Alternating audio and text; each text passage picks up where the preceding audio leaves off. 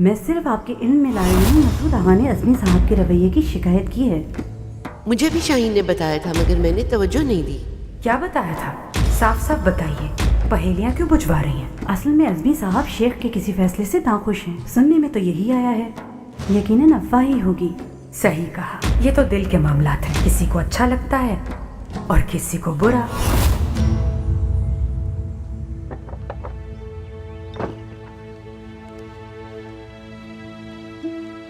अम्मा जान, मैं किरा के साथ बाजार जाना चाहती हूँ। बच्चे, क्या कह रही हो? ऐसे वक्त में बाजार जाने की क्या जरूरत? दम घुट रहा है। बाबा जिंदान में और हम घर में महसूर हैं। क्या हम उनके लिए कुछ नहीं कर सकते? ऐसे ही हाथ पे हाथ धरे बैठे रहें क्या? ठीक है बच्चे, चले जाओ, लेकिन ये बताओ अकेली कैसे जाओगी? चली जाऊंगी अम्मा, फिक्र ना करें। नमाज पढ़ी तुमने? पढ़ ली अम्मा जान, अल्लाह कबूल करे। बस देर ना लगाना, मगरिब से पहले वापस आना।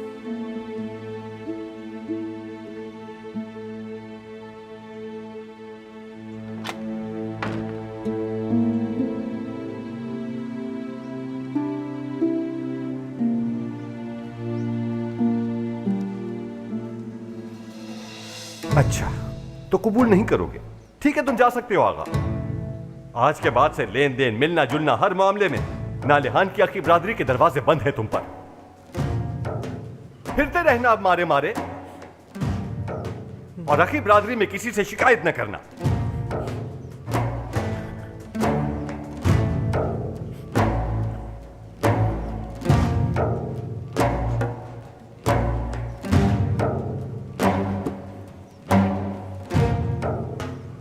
अज़मी आगा,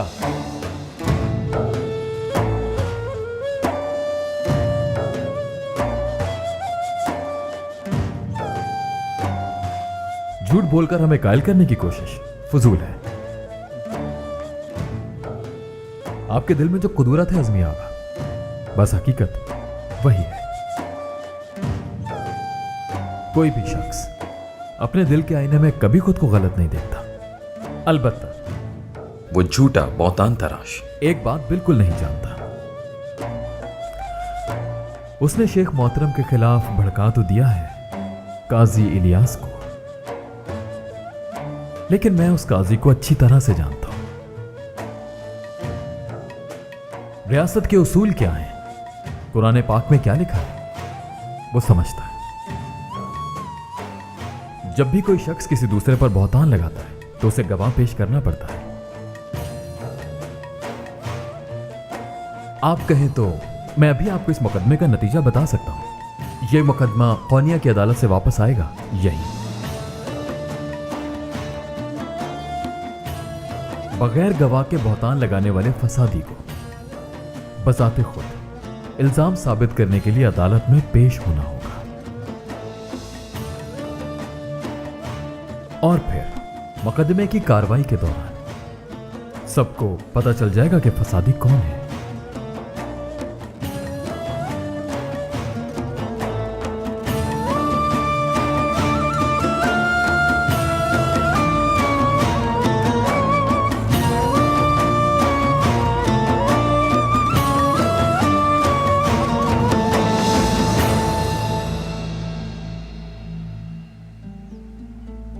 अगर बहुतान लगाने वाला फसादी शख्स दर हकीकत अज़मी ही है तो वो यकीनन अभी से ही कोई झूठा गवाह ढूंढना शुरू कर देगा।